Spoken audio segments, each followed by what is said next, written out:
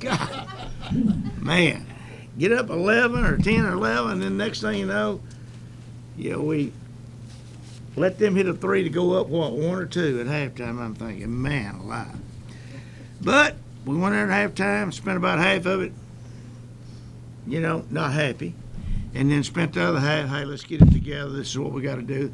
And the kids came back out and played great defense, got their hands on a lot of balls, rebounded the basketball. What did we end up? They ended up out rebounding this like 37-27. I'm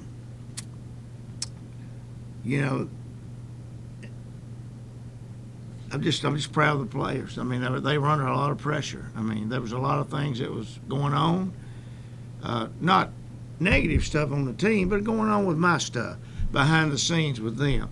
And the coaching staff kind of, they knew it. Well, I didn't know anything was going on because I didn't want to, but they did, and that was putting the pressure on them. And now we got it.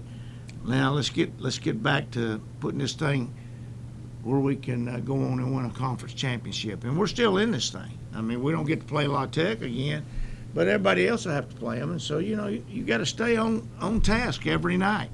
I think you saw what happened last night. Delaware got a pretty good basketball team. What did they do tonight? Does anybody know? They won by 11. They won by what? 11. By 11. So, that's 3 in a row they won. So they've got a pretty good basketball team. They're fighting to stay out. There's a couple of teams that's not going to go to Huntsville.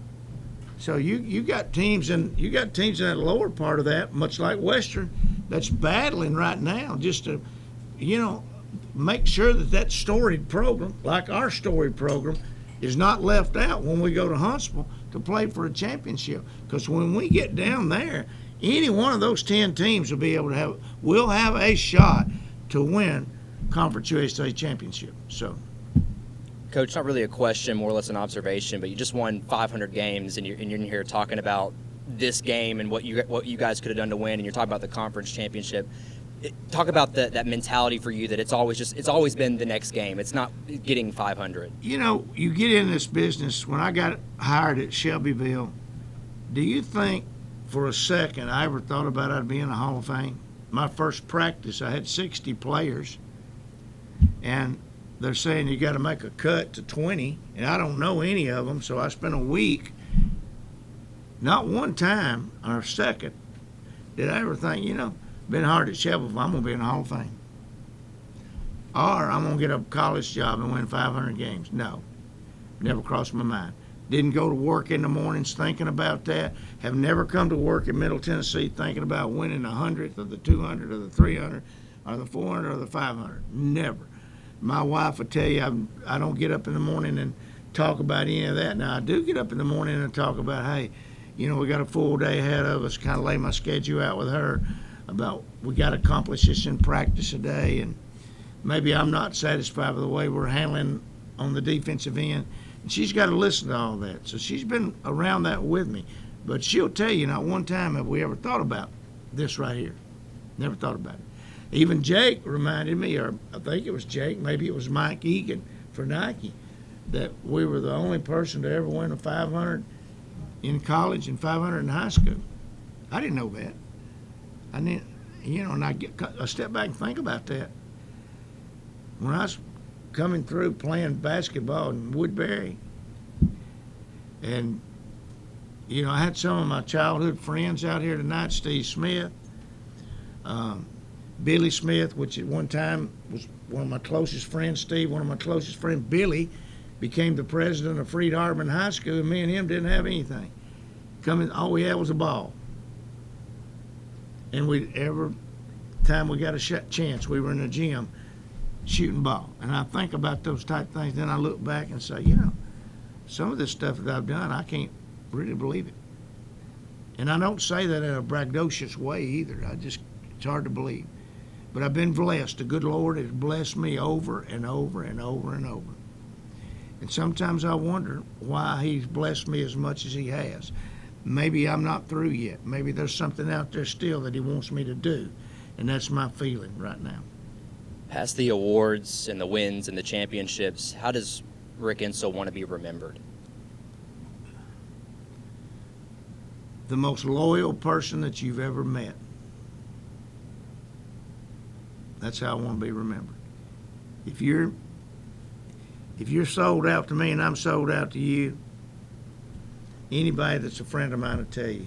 Jake, he's with me a lot in the summer playing golf. He'll tell you I've got a bunch of friends, but they all know that when I show up, if they need help on anything, that I'm there to help them and I'm loyal to them. I want to be remembered as the most loyal person that you've ever met.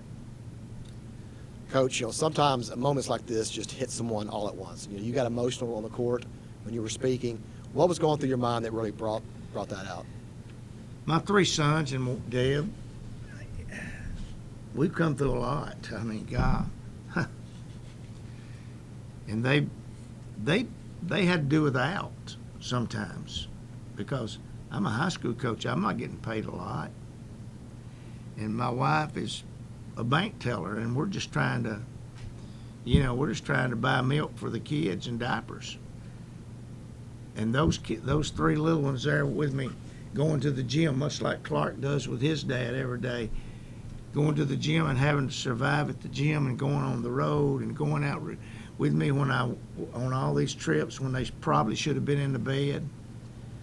And then Deb came up with a phrase. She called us the Hoops 5.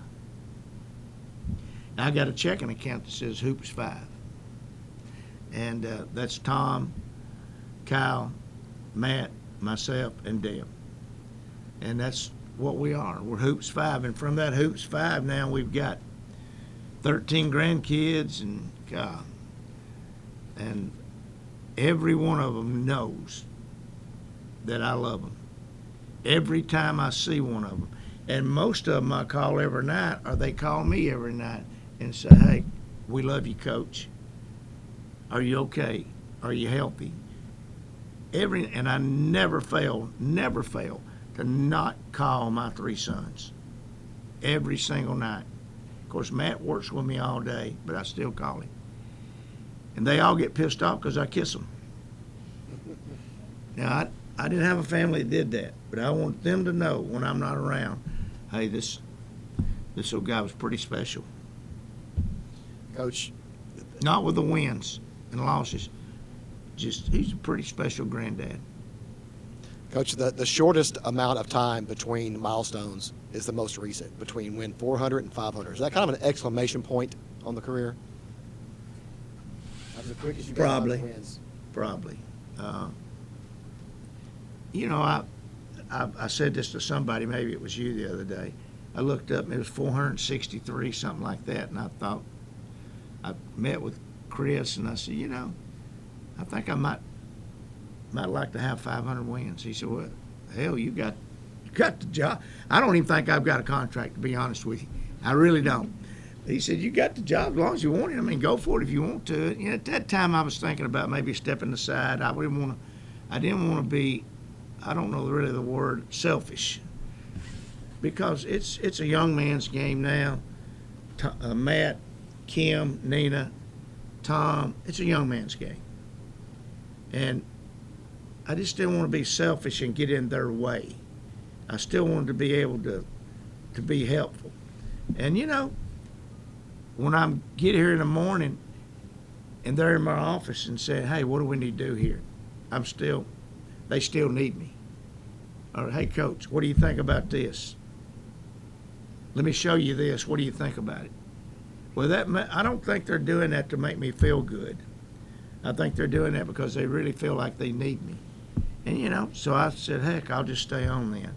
But right now, I'll have to sit down with Dr. McPhee, Chris, and talk everything over and see where we go from here.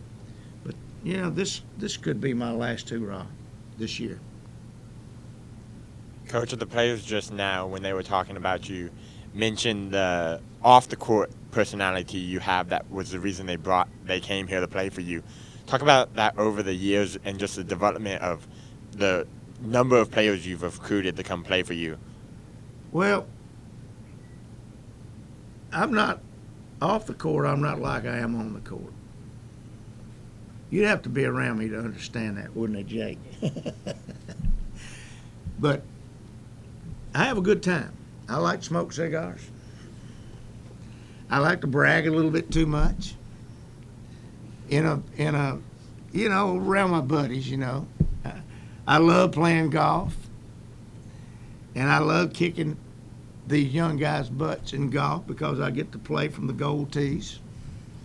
And they'll tell you that. I had probably 20 or 30 of my golfing buddies out there, wasn't they, in that picture. And, I make it hard on them. I let them beat me, But then when it comes to the crunch time, it's tough on them. And it's Sal. Anything else, guys? Hey, I love you guys. I really do. Hey, Congrats, Amy, you Coach. did a great job. Great job. Congrats, Coach. Thank you. Thank y'all.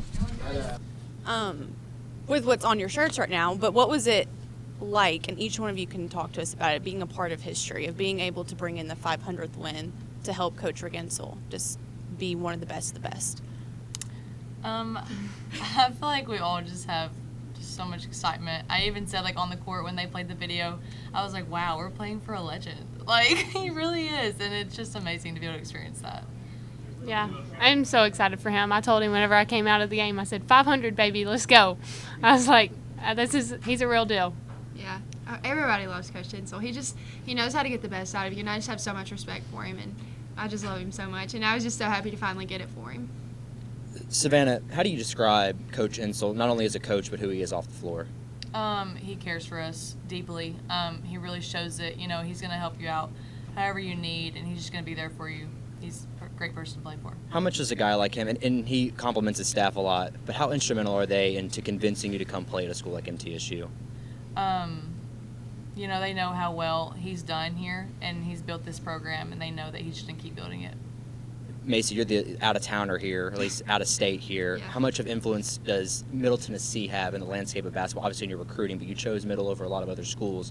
Why was that a choice for you? I wanted to play for Coach Tinsel. I knew he was a winner, and we kind of the same in some ways, and so whenever he was recruiting me and just talking to him, I could just tell how much he cared for me throughout the whole recruiting process. He saw me as much more than just a basketball player, but as a person as well, and really cared about me as a person the whole recruiting process. And when I came here, it didn't change. I just felt like just at home, and it was just he's just an amazing person on and off the court.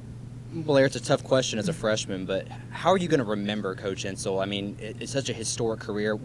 How do you describe him? He's incredible, honestly. I know that we're his girls, and he would stand up for us. He would do anything for us. So remembering him, I would just remember that that's my guy. That's my coach. That's the person that I wanted to play for. I wanted to win for just because he's the best. What do you think 500 wins means to describe a coach? What does it mean? It means everything, I'm sure. I mean, obviously, I'm not a coach, so I don't know the feeling, but I couldn't imagine how much excitement, and he really is. He's a legend. He's proved it. Blair, first basket of the game, you gave an emphatic yes. How much of that was kind of hangover from last night? I know y'all had kind of like a come to Jesus meeting too. I think Coach Insel kind of told y'all that wasn't Lady Raider performance last night. Yeah, absolutely. I felt like I haven't been playing my best the past month or so, so I was really feeling it after that first shot. I was like, all right, I'm back, baby. Let's go. So I was trying to get my team hype and me hype as well. Savannah, you got tasked with guarding Mills tonight. You and Kirsten both kind of split a lot of time. Talk about your scout going into this game. Do you think you handled her pretty well? I mean, holding her to a conference low to this point. Yeah, I mean, she's a great player, and, kind of just keeping the mentality of I'm not going to let my man get the ball. I'm not going to let her score or rebound, and I feel like me and Kirsten both just kind of kept her from doing that. The question I was trying to get out last night, I really thought hard about this, and I just couldn't get the words. Going into this week, you're in first place. After the performance you had Thursday, and now you've had this performance tonight, does this team still deserve the respect to be considered a first-place contender? Absolutely. We're going to give you our all. The other night, we didn't really play our best, but, they can still feel our energy. Even if we aren't going to play our best, we're going to come in the next day and we're going to win. Any of y'all can answer, but talk about the process with the schedule change, playing 2 games in 2 days, something y'all do later on in the season, but a quick turnaround for y'all coming from last night. Honestly, I think it was kind of helpful. We didn't really have time to think about our performance last night. We just had to move on to the next performance, and our mindset was, okay, now we've got to play Liberty and go 1-0 today. And I think that honestly really helped us, but also, the coaches just talked about just being tough. And we wanted to come out here and prove ourselves after the performance Thursday night, and I think we did that, and it really helped us. Now you have a week off before the doubleheader against WKU for both the men's and women's team. What's the preparation going to look like for one, Macy and Blair being your first 100 miles of hate game? Yeah, I mean, it's the same as it is every week. Just get out there, work hard the whole week, just prepare for them, and plan to be our best.